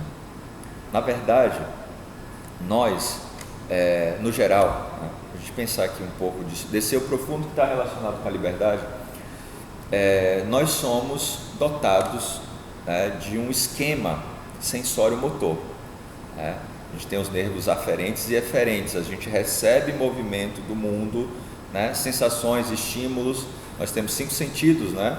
Então, imagens visuais, imagens sonoras, imagens gustativas, palatares, olfativas, enfim, 5 sentidos aqui. A gente recebe esses movimentos do mundo, essas forças, essas, né, são encontros que nos afetam, que nos modificam. A gente recebe isso tudo. E a gente tem aparelhos receptores, né? Os sentidos, a gente vê, a gente ouve, etc. Só que a gente pode receber um estímulo e a gente pode devolver esse estímulo de várias maneiras. São várias direções, vários sentidos. Mas quando a gente responde rápido demais a demandas, estímulo-resposta, a gente acaba tendo essa zona de indeterminação que nos constitui e constitui a natureza muito reduzida, porque todos os seres, no geral, têm essa zona de indeterminação. Uma ameba tem, só que ela é muito mais curta do que a nossa. Dentro, né, da cadeia, né, enfim, dentro dos seres vivos, dos seres viventes, nós somos os seres mais complexos, né? E a gente é dotado de um cérebro muito complexo. Então, por conta disso, a gente tem a capacidade de produzir um intervalo entre o estímulo recebido e a resposta efetuada. Só que no geral a gente, né, estímulo-resposta, alguém pisa no pé, dá o tapa no outro, alguém faz isso, você já responde, alguém falou uma coisa, você já grita, enfim, a gente não dá esse tempo, né, que o Bergson vai chamar desse intervalo dentro desse esquema sensório-motor. Quanto menor esse intervalo, maior a nossa servidão. Quanto maior esse intervalo, esse tempo da duração, da contemplação, do reconhecimento atento, que a gente, né, acontece alguma coisa, alguém pergunta algo para a gente e a gente não responde de pronto. Isso é uma questão, inclusive, para os professores, né? O Walker dá aula. Tem mais alguém que dá aula aqui? Acho que não, só agora o Walker, né? Tem essa questão do professor, tipo assim, fazer uma pergunta e o professor tem que responder, né? O Deleuze, ele, voltando ao Deleuze ainda, né, ele vai dizer que tem questões que talvez nem te diga a respeito. Alguém pergunta assim, né, faz uma pergunta qualquer, sei lá, não sei, importância dos aquecedores, sei lá, pega um tema muito estranho. A gente precisa de ar-condicionado aqui, a gente não precisa de aquecedor aqui em Barreiras, né? Então, para a gente não, é um problema que não faz muito sentido, que nem o Ivo viu a uva não faz parte do universo ali.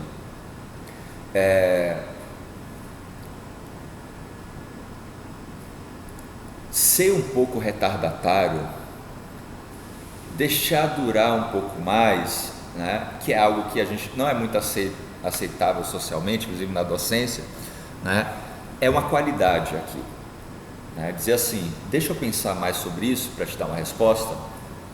Não é só no sentido, deixa eu pesquisar no Google, não tem nada a ver. tem a ver com dar uma resposta interessante, né? Daí a crítica, né, que inclusive o Deleuze vai fazer aos cultos, né? Parece que ele vai pegar o Umberto Eco, vai dizer que o Umberto Eco era muito culto, parecia alguém que se apertava um botão e ele falava a história da Itália, a história da feiura, da beleza, sobre semiótica, sobre... Se apertava cada botão e ele saía falando de tudo. Ele vai dizer que isso é o do culto, não tem nada a ver com o pensamento. É como se você a cada momento tivesse que revisitar o mesmo assunto. Você hoje está estudando sobre, sei lá, citoplasma, sobre citologia. Quando você fosse voltar a esse assunto daqui a 2 anos, é como se você estivesse começando tudo do zero. É como se você tivesse sempre um olhar inaugural para aquilo. Isso é o Fernando Pessoa que vai dizer. Então, assim, essa capacidade de não responder rápido demais as coisas, de dizer assim, isso me aparece como um problema, isso é relevante de fato, né? Que às vezes pode ser uma questão muito importante, mas que você está num outro fluxo ali, né? com outros movimentos, né? Que aquilo não é importante para você naquele momento, mesmo que seja um assunto importante para a humanidade. Por isso a gente faz recortes na natureza, né? Na verdade a nossa percepção ela recorta, ela reduz alguma coisa, a gente tem essa tendência de ir recortando, né? A percepção é menos do que mais, né? A gente vai tirando elementos da realidade e vai deixando só o que nos interessa. Nossa percepção ela é muito interessada nesse sentido. Mas nesse caso, né, desse eu profundo, né, que está mergulhado no fluxo, nessa mudança qualitativa, que é diferente de uma mudança quantitativa, né, faz-se necessário aqui aumentar essa distância, esse intervalo entre, né, o movimento que vem entre a ação e a reação, ou melhor, a percepção e a ação. Quanto mais você aumenta isso, mais liberdade você alcança. A liberdade, ela implica em produzir esse intervalo, e é nesse intervalo que a gente pode modificar a realidade, que nem a vida. Para a vida sair dessa relação causal, mecanicista, previsível, calculável, predeterminada, é preciso que haja um intervalo, né? É uma zona de variação, né? É uma zona de indeterminação, é uma zona de indiscernibilidade, mas é nesse caos, que é uma outra ordem, ou uma ordem outra, que você consegue produzir, né, a diferença, né? Aquilo que não reproduz, aquilo que não imita, aquilo que não refém de um padrão existencial. Então, para chegar nessa liberdade, o Bergson vai dizer isso, você precisa aumentar, né? Por exemplo, eu falava no ano passado sobre as provocações, né? As pessoas, o campo social ele é feito de provocação, as pessoas querem tirar a gente do sério, no geral, né? Provocar, querer humilhar, rebaixar, né? E aí a tendência que a gente tem é reagir. Reagir é responder como se espera, né? Quem está provocando espera uma reação, e aí quando você dilata, né, a ação e a reação, que a nossa tendência, o movimento é esse, né? Às vezes vi um vídeo uma vez de um adulto que estava brincando com a criança sem querer deu um tapa, o adulto respondeu assim num impulso, sabe, o tapa na criança, sorte não foi forte, né? Mas assim, é uma tendência, né? O estímulo e resposta, né? Esse reflexo, produzir esse intervalo, né? Essa hesitação, né? Ser retardatário, eu gosto dessa expressão porque isso é sempre muito recriminado. Ser um pouco lento aqui é uma qualidade. Tudo isso vai de encontro com o quê? Com todas as pressões sociais de que a gente tem que ser rápido, fazer várias coisas ao mesmo tempo. Não são os paradigmas de hoje? Ser rápido e fazer várias coisas ao mesmo tempo, né? E a gente faz tudo rápido, várias coisas ao mesmo tempo, faz no geral mal feito. E aí é muito mais complicado a gente poder compreender, ou ter essa outra percepção de si. A intuição vai fazer a gente enxergar também o mundo de outra maneira, né? Você percebe a sua duração, inclusive do passado, né? Inclusive a elaboração, aqui tem uma questão toda clínica, né? Até para você elaborar o passado, você consegue perceber coisas na intuição, você está em uma outra temporalidade, que antes você não percebia, porque que você repetia um determinado padrão, quando você rompe com o padrão, né? Isso tudo está, né? Na compulsão por repetição, na psicanálise. Por que a gente diz que sabe o que é errado, né? Diz que não vai fazer e acaba fazendo. Essa é a mesma questão para o Spinoza também. Lutamos pela servidão como se ela fosse a liberdade. Então, seguir esse modelo de vida, de ser proativo, de não procrastinar, né? Os coaches dizem não procrastine, o que está sendo dito aqui é procrastine, né? O Bartleby, eu gosto muito desse exemplo, acho que eu já falei aqui em outra aula, um personagem do Herman Melville, ele diz, né, tem uma fórmula dele lá que ele diz, prefiro não. Ele recebe várias demandas e ele fala, prefiro não, prefiro não. E quando você produz esse intervalo, façam esse teste na vida de vocês, se vocês quiserem, seria no mínimo divertido. Quando vocês param de responder às demandas, vocês vão ver que o sistema todo ele começa a enlouquecer, né? Tá todo mundo acostumado que você faça uma coisa, basta você não responder que horas são, você vai ver que vai gerar um problema enorme. Muitos anos atrás eu estava num ônibus em Salvador e alguém chegou, uma pessoa, né, chegou, foi entrar, né, passar pela catraca, e aí o cobrador falou bom dia ou boa tarde, a pessoa não respondeu, passou direto. A pessoa ficou lá, né, resmungando, né, tipo, mal educado, não sei o quê. Por quê? São pressões sociais, né? Isso já vem de maneira naturalizada, a gente tem que obedecer, por exemplo, para ser recompensado, a gente tem que resolver problema para ser recompensado, né? O bom aluno é aquele que responde tudo, não aquele que questiona, mas isso é importante, professor? Para que eu vou usar isso? Para que isso serve? Né? Enfim, isso é produzir um intervalo. Perguntar, por que eu tenho que responder a pergunta? Por que eu tenho que dar, né, sempre uma resolução, uma solução? Deixa eu ver essa pergunta primeiro, esse problema, se ele é importante, né? Se ele faz sentido para mim, se ele é um verdadeiro problema. Porque os falsos problemas, os problemas mal colocados, eles vão gerar respostas muito ruins também, inevitavelmente. Cada resposta dada, né, merece, cada pergunta tem a resposta que merece, na verdade é assim.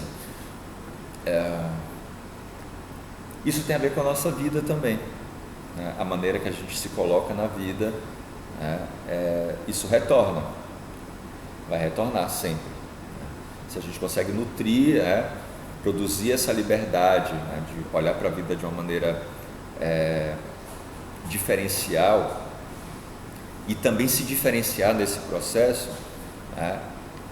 Você é como se um horizonte se abrisse muito mais, ao contrário daquelas pessoas que são monomaníacas, ainda pegando Herman Melville, né? Aqui é Moby Dick, né? O Capitão Ahab, ele pega uma linha ali, ele vai lá com a baleia até a morte, né? Tem pessoas que são assim, a vida delas só faz sentido se elas fizerem tal coisa, tomarem um direcionamento, né? E aí, caso haja um imprevisto, excesso de demanda, tem um imprevisto, vem a frustração, depressão, melancolia, baixa intensidade existencial, por aí vai, né? Então tem questões aqui salutares, né, para a gente pensar a nossa saúde, que quanto mais a gente vê a vida enquanto diferenciação, mais forte a gente está, né, para pensar no que a gente já vem discutindo, né? É como se a vida tivesse mais... eu não gosto... O Bergson vai questionar o termo possibilidade, ele vai falar lá dos virtuais, que eu nem quis falar hoje, né, da relação do virtual e do atual que vai compor a realidade, mas ele nem fala de possibilidade, né? Ele vai falar de virtualidades que se atualizam, que são várias virtualidades que tomam um caminho que parece ser, né, o mais provável, aquele que foi possível se configurar.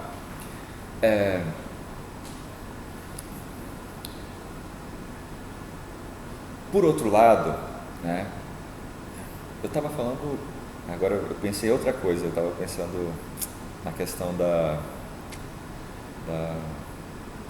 virtualidade, que eu não falei sobre isso porque seria muito tenso, mas eu estava falando antes sobre a questão da, me ajudem aí, a variação da, peraí que eu vou lembrar, me ajudem aí, gente, por favor, quando eu estava falando da vida agora, enfim.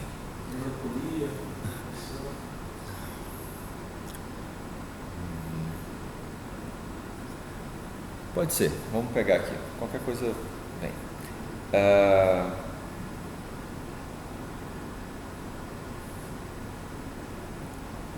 A melancolia, a depressão, o rebaixamento da vida, da existência, advém do que eu falei antes, né? Por esse excesso de cobrança, de demanda, né, você acaba tendo que seguir uma linha, que eu falei que é a linha, né, a monomania lá, que pode ser uma linha suicidária, e que isso reduz a sua vida. Quando você vê a vida enquanto diferenciação, não é que você se adapta, que eu falei que a adaptação é você indo onde é mais confortável, onde eu vou fazer sucesso, onde eu vou ter dinheiro, sei lá o quê. Não, aqui é uma evolução criadora, pautada numa emoção também criadora, que aí você vai, é como se fosse assim, tá, isso daqui não acontece, mas eu vou achar um outro jeito de viver, né? Então sua vida se expande, né? Tem uma expansão aqui, o horizonte ele se alarga, ele se dilata, né? Então você consegue ter uma flexibilidade. A vida, ela parte desse princípio da plasticidade, a vida é plástica, né? Até na química também, determinadas ligações, né? Algumas ligações elas são frágeis, porque se elas fossem fortes demais, né, a vida talvez não perdurasse. Então a vida precisa de algo maleável para ela perdurar, para ela se manter, né? Eu gosto da ideia também da flexibilidade dos bambus, né, na ventania. A vida precisa dessa flexibilidade para não quebrar em alguns casos, né? Então, se for para quebrar, que seja para se multiplicar, né? E essa mesma ideia da vida. Então, o grande ponto aqui, né, de uma vida filosófica, do pensamento da filosofia da diferença e da vida também enquanto devir diferenciação, pautado nesse impulso vital que faz as coisas diferenciarem por divergência, mas que nessas divisões a gente aumente as possibilidades de vida, isso cabe dessa correspondência do que eu faço com a minha vida e daquilo que acontece na natureza, de uma outra maneira, é claro, né? São organismos diferentes, né? A nossa estrutura, né, é diferenciada, né? O nosso organismo é diferente de outros animais, enfim, de outros seres, mas existe algo em comum, existe uma zona comum aqui, né? Que é essa zona de indeterminação. Essa zona de indeterminação, enquanto é como se eu produzisse um espaço, eu falo, agora eu vou decidir o que eu vou fazer nessa zona, né? Eu não vou só ficar respondendo, né? Pergunta, responde, estímulo, resposta. Você produz, né, uma lacuna, e nessa lacuna você intervém no mundo, você modifica, né? Você entra num processo, né, uma cocriação, é um coengendramento do mundo, é inventar mundos possíveis, como diria o Leibniz, mas não é o caso aqui dos possíveis, mas inventar mundos, né, modos de existência, né? Isso também faz com que você se invente. É um movimento de contiguidade aqui, né? Mudanças, né? Produzir mudanças no mundo e também se modificando. É isso que alimenta, esse é o retorno da potência. A gente vai se retroalimentando disso, né? É quando você consegue ser a causa intrínseca da sua vida. Não significa ser individualista ou não se relacionar com os outros, mas tem algo que depende de você, né? Quantas pessoas, né, dizem que perdeu o sentido da vida delas quando, né, se separaram de uma pessoa, etc. É como se a sua vida tivesse restrita, é uma vida reduzida, é uma vida estreita, achatada, é a vida do eu superficial. No eu profundo ele consegue aprofundar, né, em múltiplas direções, você vai ampliando a vida, né? E eu acho que essa é a grande lição aqui, né? Pensando tanto para dar sentido ao curso, qual é a ideia do curso, né? É entender a filosofia enquanto a filosofia da diferença, entender a vida também enquanto mudança, portanto diferença. Então a diferença e não a identidade, o idêntico a si mesmo, né, esse ensimesmamento, essa monotonia, né, a vida é muito mais do que isso, né? Esse é o fascínio da vida. São esses fluxos diferenciais, complexos, implexos, né, que vão se misturando, se enredando nesse tecido da vida, né, que é o tempo da duração. É o tempo que é o grande tecelão da existência, né? A vida se dá, né, e o tempo é o tecido da vida, né? Quando nos dizem, né, Antônio Cândido, se eu não me engano, ele fala, né, que tempo não é dinheiro, tempo é o tecido que a vida, né, se faz, né, se desdobra, né, se expande. Ok, eu falei que hoje eu estava cansado, que eu ia até fazer um pouco menos, mas foi indo. Tem alguma pergunta, algum comentário? Como é que foi? Eu sei que Bergson é um pouco mais denso mesmo. Esse assunto, o próprio assunto do tempo, é um assunto que me seduz bastante. É um assunto desafiador, né? Falar sobre o tempo, por exemplo, né? Os tempos, as temporalidades. Isso eu até pensando até que você citou, que é a frase do Franklin, né? Franklin, é tempo é dinheiro, né? É o Benjamin Franklin, né? E até o Weber, quando ele vai falar sobre a ética protestante, que explica o capitalismo, né? Ele parte dessa frase, né, para também meio que contextualizar a ideia de desencantamento do mundo, né? Essa racionalização do mundo ocidental. Né? Perfeito. Que a princípio começa dentro da vida religiosa, né, com a reforma protestante, né? Você traz esse processo de desmagificação da vida religiosa dentro do cristianismo, mas ao mesmo tempo esse processo de previsibilidade a respeito do mundo, né? Do ser humano sobre o mundo. Sim, né? Perfeito. Ou seja, o mundo está perdendo o encanto, né? Está sendo racionalizado, instrumentalizado. Perfeito, legal. E o próprio tempo entra nisso, né? Sim. Que é essa ideia de racionalização e a previsibilidade, né? Sim. É o que o Weber vai chamar de ação racional com relação a fins. Finalismo. Isso, custo-benefícios, né? Então eu vou utilizar o exercício mental para tentar aumentar os meus benefícios, né, no futuro, né? Que é o que a própria escola de Frankfurt vai chamar depois de razão instrumental. Razão administrada, instrumental. Legal. E o quanto que esse processo de racionalização está vinculado ao tempo, né? Ao futuro, à previsibilidade, né? Você exatamente talvez tirar o foco do presente, né? Ou seja, a finalidade não presente, né? Mas sim ao Perfeito. Ótimo. Então esse processo de racionalização muito legal. Ao mesmo tempo, né, que a vida, na minha perspectiva, é simplesmente acaso. Né? A vida é acaso. Então, sim. É muito interessante pensarmos essa proposta de desencantamento do mundo, né, de racionalização do acaso. Sim. Racionalização do caos. Que é uma outra lógica, é uma outra ordem, né? Que é do caos. Perfeito. E essa busca do sentido, acho que ao mesmo tempo que a gente tenta racionalizar, instrumentalizar, né, tem essa questão que foge, né, ao nosso do controle. Né? Mas talvez o que nos alimenta no sentido amplo, né, é só a sensação de controle. Né? Perfeito, exato. A sensação de controle para dar coragem. Exato. É muito legal. Vários comentários, pensei em milhões de coisas aqui. A questão do controle, né? Tem pessoas que querem controlar outras pessoas, né? Seja do ponto de vista, né, das relações mais privadas, ali até governo de consciência, como a gente vai ver com Foucault, né? Conduzir condutas e tal. Mas tem pessoas que querem controlar situações, né? Se eu fizer isso daqui, não vai acontecer aquilo, como se o mundo fosse toda uma cadeia, né? Quando na verdade é o que eu disse, tem efeitos que é uma explosão, tem outro efeito que bate, vai para frente, tem outro efeito que empurra, enfim, os efeitos são muito diversificados, né? Mas eu acho que essa é uma provocação interessante.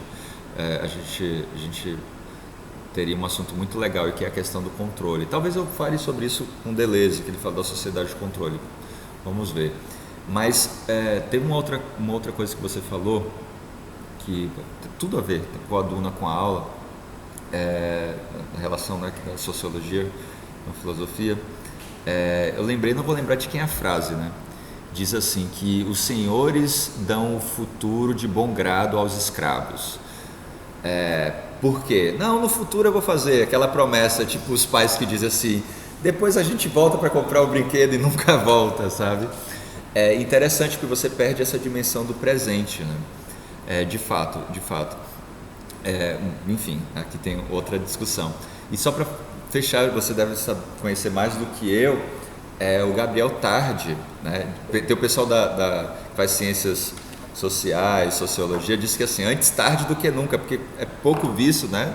Dá mais predominância ao Durkheim, enfim, do que o Gabriel Tardi, né? Tinha um certo conflito, mas em resumo, assim, em síntese, ele falava muito, né, dessas forças da natureza, uma de conservação e uma de invenção.